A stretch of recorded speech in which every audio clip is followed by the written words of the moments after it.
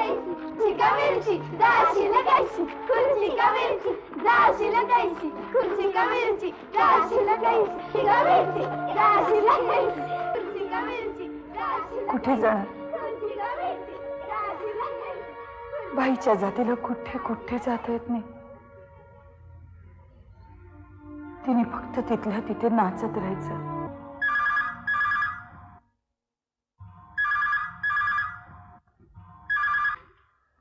Hello hello, मला बाबासाहेब पाहिजे. कोण बोलताय? मी सरिता, बाबासाहेबांची सून. थांबा बोलवते. बाबा तुमचा फोन. हॅलो हॅलो, कोणाचा? मी विचारलं नाही.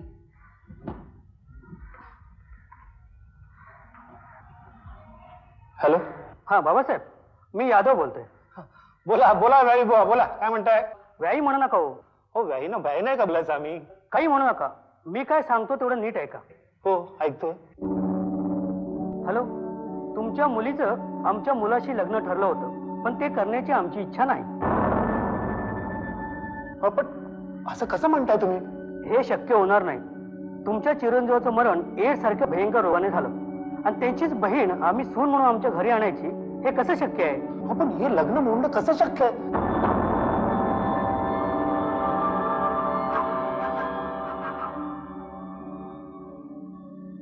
तुमच्या परिस्थितीबद्दल आम्हालाही वाटत आहे बाबासाहेब, म्हणून तुमच्या मुलाचं 13 होईपर्यंत आम्ही थांबलो. पण ऐका माझं.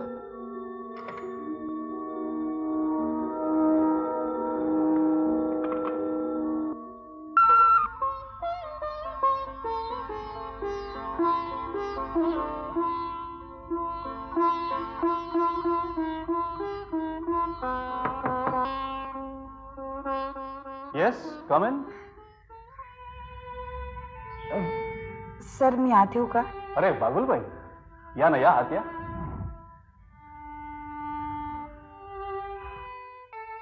आय एम सॉरी, फारच वाईट झालं. शेवटी परमेश्वराची इच्छा. सर मी आजपासून ऑफिसात जॉईन व्हायचं ठरवलंय. इतक्या लगेच? नाही म्हणजे तुमचे मिस्टर जाऊन फक्त 15 दिवस झाले म्हणून विचारलं. बरोबर आहे सर तुमचं, पण मी घरी बसून तरी काय करू? पण तुमच्या घरच्यांना हे चालेल का? नाही, तुमच्या घरचे जरा जुन्या विचारांचे वाटतात म्हणून. जुन्या विचारांचे असले तरी सुनांनी नोकऱ्या केलेल्या चालतात त्यांना. आणि खरं सांगू का सर, त्यांना चालेल की नाही हे मी त्यांना विचारलंच नाही. पण बाई तुमचे मिस्टर. त्यांचं काय?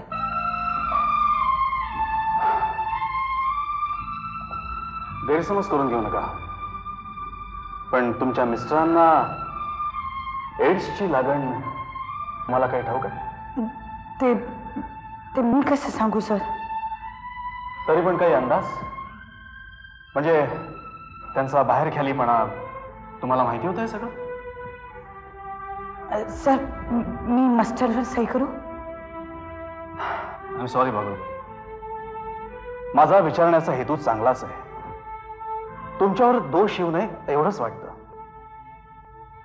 एनिवे तुम्ही सही करू शकता. Thank you sir.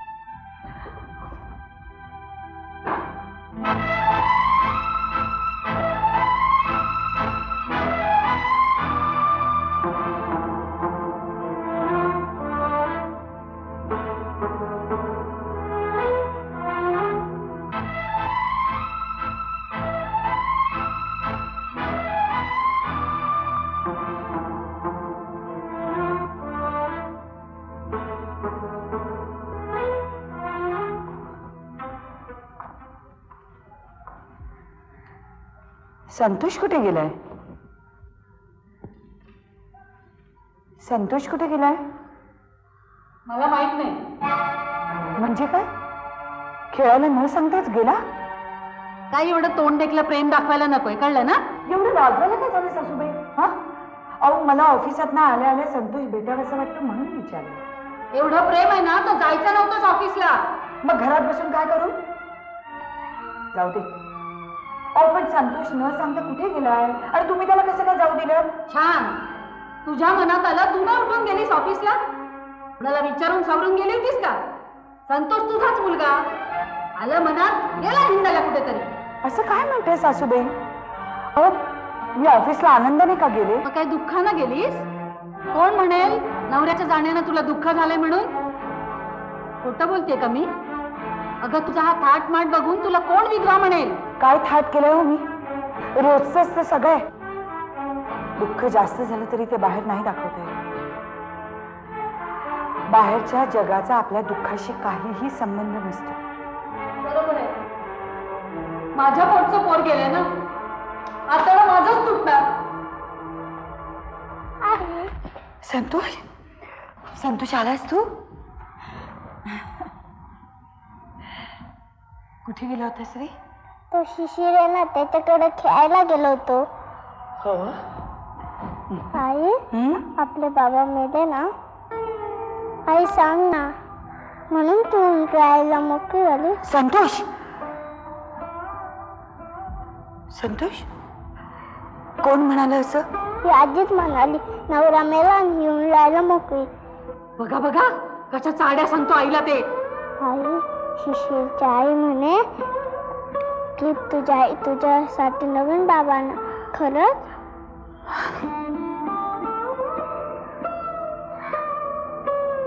दोन दिवस झाले तुम्ही काहीच बोलत नाही. काय झालंय? काय बोलायचं? परमेश्वराची मर्जी. असं कसं म्हणता? सुधाकरच्या जाण्याचं मला किती दुःख झालंय ते माझं मलाच माहिती. पण तुम्ही जर दुःख करत राहिलात तर कसं होणार हो? मी काय म्हणते, जे झालं ते झालं. आता संगीताच्या लग्नाकडे नको का बघायला? यादवांकडे जाऊन यायला हवं एकदा आपल्याला. परवाच त्यांचा फोन येऊन गेला. हो, काय म्हणाले ते? हे लग्न मोडलंय. काय? असं अचानक? काय झालंय? सुधाकरचं एडचं दुखणं त्याला कळलंय. मग त्याची बहीण कशी स्वीकारायची असं म्हणायचं त्याला. काय हा नशिबाचा खेळ? माझा सोन्यासारखा मुलगा गेला. सोन्यासारखा? पुन्हा हा शब्द उच्चारू नकोस. कुणाच ठाऊक कुठं शेण खायला गेला आणि घाणेरडी दुखणं मागे लावून घेतलं त्याला. वाटेल ते काय बोलता हो? शेण खाल्लं म्हणे. नवरा बायकोचं नातं त्याला तुम्ही शेण खाणं म्हणता? आणि तिच्याशिवाय कधी गेलाय तो कधी बाहेर? तुला काय म्हणायचंय? तुला काय म्हणायचंय? सरिताला तुला दोषी ठरवायचंय? तिच्यामुळे त्याला हे दुखणं लागलं असं म्हणायचं तुला? उगाच त्या निष्पाप पोरीला दोष देऊ नकोस ग. मग तुम्ही माझ्या मुलाला दोष देताय ते शांतपणे ऐकून घेऊ. ते काय नाही, तिच्यामुळेच त्याला लागलंय हे दुखणं. उगाच मूर्खासारखं बडबडू नकोस. अजिबात नाही. तिचं वागणं बोलणं पाहिलंय तुम्ही? 15 दिवस झाले ने नवऱ्याला जाऊन आणि दटून तटून ऑफिसला जाते. ऑफिसातल्या इतर पुरुषांशी संबंध येणार? ते संबंध ऑफिसच्या कामापुरते मर्यादित असतात. तेच ते. उगाच त्यातून वाईट अर्थ काढू नकोस. तुम्ही काही बोलू नका. हीच असली म्हणून माझ्या मुलाचं नुकसान झालं. उगाच त्या निष्पाप पोरीला दोष देऊ नकोस ग. ठीक आहे, त्याने शेण खाल्लं, पण का? हिनी जर त्याला सुख दिलं असतं घरात तर तो कशाला गेला असता बाहेर? सांगा ना.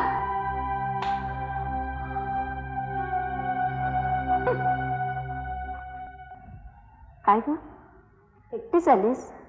संतोषला का नाही आणलंस? अगं ऑफिसात परस्पर आले ना म्हणून.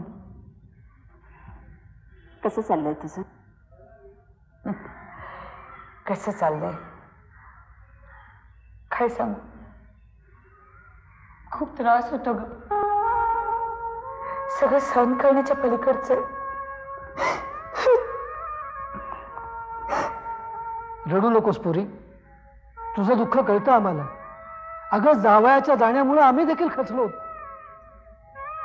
बाबा केवळ ते गेले हेच दुःख असतं ना तर ते मी कसंही सहन केलं असतं. पण ते ज्या कारणाने गेले कारण मला आयुष्यातून उठवते. पण असे का वागले? का अशी बुद्धी झाली त्याला? आधीच स्वभावात कुत्र्या मांजरासारखी वकवक होती. त्यात फॅक्टरी बंद, रिकाम पण भरपूर. मी अशी कामात गुंतलेले, त्यामुळे वळे भलत्याच मार्गाला. खरंच पोरी, तुझंच चुकलं. आता हे मी तुला सांगणं कदाचित वाईट दिसेल, पण घरात सुख मिळालं असतं तर जावई बाहेर गेला असता का? बाबा, नवऱ्याला ऋण बायकोच्या हातात असतं, पण तुला ते जमलं नाही. आता नाही जमलं, परत तेच तेच काय काढायचं? जे व्हायचं ते होऊन गेलं. बाबा, सासूबाईंनी मलाच दोषी धरलं, तुम्ही मलाच दोषी धरताय. पण मी काय सहन केलं ते मी कसं सांगू? किती पुढं पडायचं मी? हे आधी सांगितलं असतंस ते एखाद्या चांगल्या डॉक्टरला दाखवलं असतं. सगळ्या चुका माझ्याच आहेत, पण त्या ऐकायला मी आले नाही इथे. बाबा, आई, दिवसेंदिवस बाबुलांच्या घरात राहणं मला अवघड होते. संगीताचं लग्न मोडल्यापासून तर सगळ्यांनी माझं जगणंच असह्य केलंय. आई, बाबा, मी संतोषला घेऊन इथेच राहायला यायचं म्हणते. पुरी, माहेरी येणं हा प्रत्येक मुलीचा हक्क असतो, पण तो केव्हा? आई बाबांच्या संसारात. एकदा तो संसार मुलाच्या हातात गेला की तो हक्क संपला. होय पुढे जावई बापू गेल्यानंतर आम्हाला घरून तंबी मिळाली की असलं घाणेरडं दुखणं घेऊन सरिता इथे येता कामा नये. पुढे आमच्या हातात काही नाहीये ग, आम्हीच मुलांच्या हातात आहोत, समजून घे. ठीक आहे, निघते मी. तुमचे सगळ्यांचेच खरे, मीच अडकले. आता बाहेर पडायची किती धडपड केली ना तरी शक्य नाही ते. येते मी.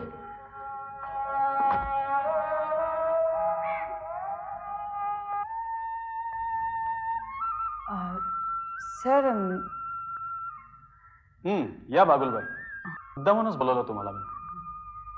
काय झालं सर? कशा आहात तुम्ही? नाही, 2-3 महिने मी टूरवर होतो, त्यामुळे आपलं काही नीट बोलणं झालं नाही. काही प्रॉब्लेम्स तर नाहीत ना?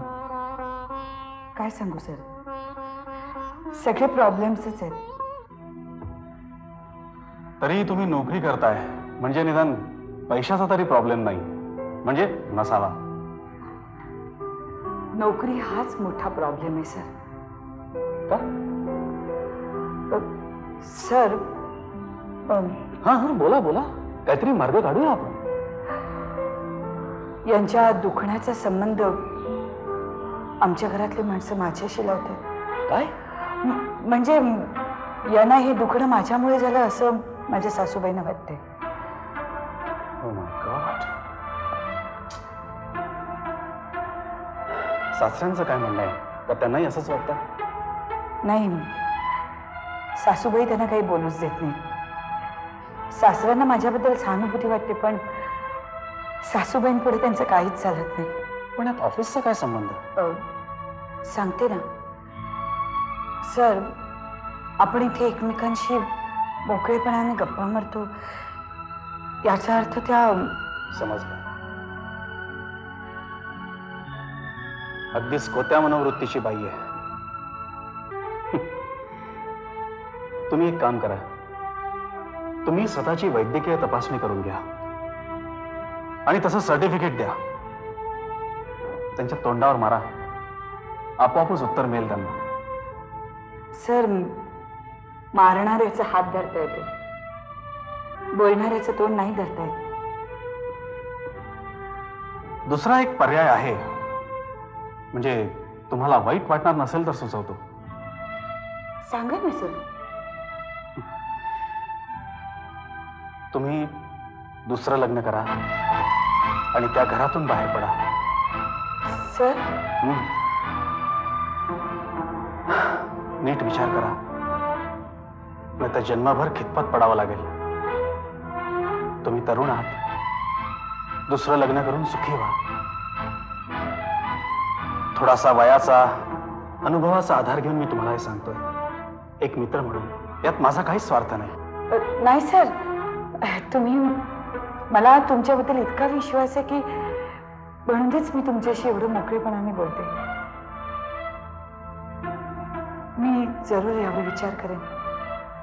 पण सर, माझ्याशी कोण लग्न करणार? बघूया ना आपण. तुम्ही आधी स्वतःशी वैद्यकीय तपासणी तर करून घ्या. आणि सर, संतोष, त्याला सोडून मी नाही राहू शकत. मॅडम, नकाराची भाषा कधीच बोलायची नसते माणसाने. ग्लास अर्धा रिकामा आहे असं नाही म्हणायचं. काय म्हणायचं? ग्लास अर्धा भरलेला आहे. Correct, that's the spirit. आपणच मिसेस बागुल का? हो. काय काम होतं? थोडं खाजगी होतं. मग ऑफिसात कशाला आलात? घरी यायचं होतं. नाही, तुमच्या साहेबांनीच मला इथे भेटायला बोलवलं होतं. साहेबांनी? काम काय होतं? लग्न संबंध होतं. मग आपण खाली जाऊन बोलूया, चालेल? ठीक आहे. तुम्ही थांबा, मी सरांना सांगून येते.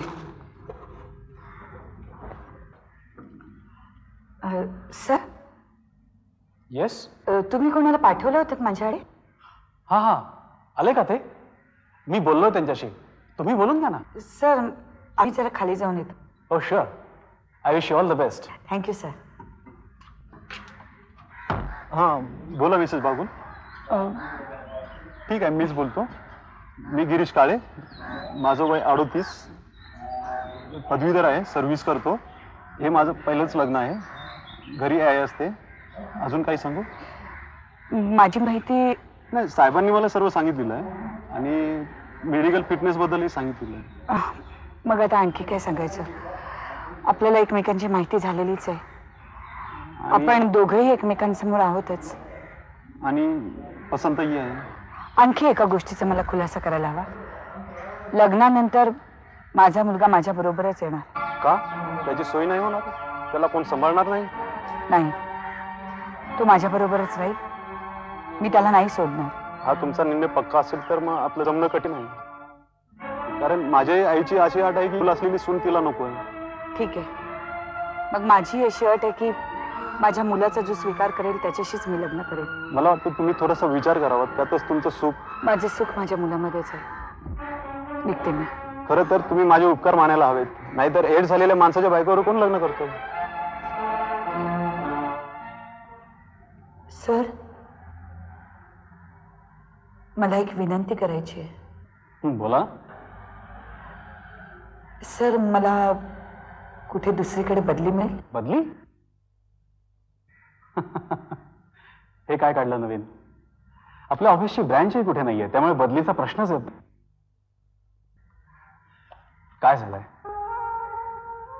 काही झालं नाही सर, पण मला या वातावरणापासून दुसरीकडे कुठेतरी लांब जायचंय. एक काम करा, तुम्ही 4-5 दिवसाची रजा घ्या आणि बाहेर कुठेतरी जाऊन या. तेवढंच बरं वाटेल. कुठे जाऊ? कोण तारा देणार मला? कोणी नातेवाईक वगैरे नाही? नातेवाईक ज्याच्या जीवावर बाईने निश्चिंतपणे जगायचा तो नवरा मरून गेला. त्याच्या आईबापाने तापल्या तव्यावर उभी केली. सख्या आईबापाने पाठ फिरवली. आणि भाऊ भाऊजाई आपले नसतातच. शेजारी पाजारी तर नुसती गंमत बघायला बे. कोणाकडे जायचं मी? शांत व्हा.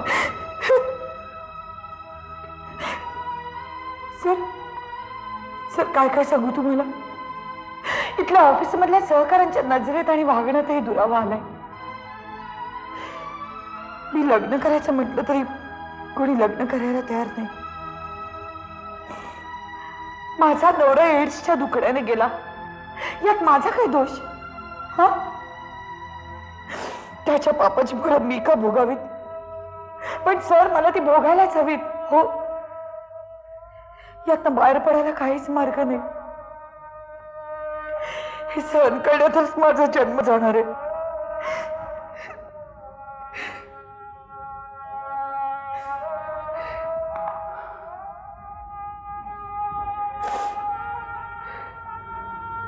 मी तुमची परिस्थिती समजू शकतो.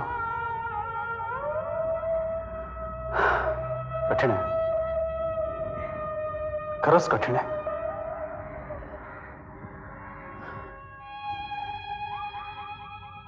मला मनापासून तुमच्याकरता काहीतरी करावंसं वाटतंय. काय करू शकतो मी?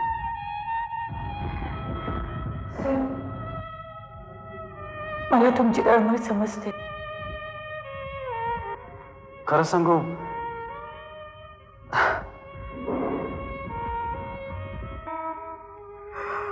अशी जखलेली मी अशाच कच्चे मनाने जन्म काढत राहणार. यातून माझी सुटका नाहीये, यातून माझी सुटका नाहीये.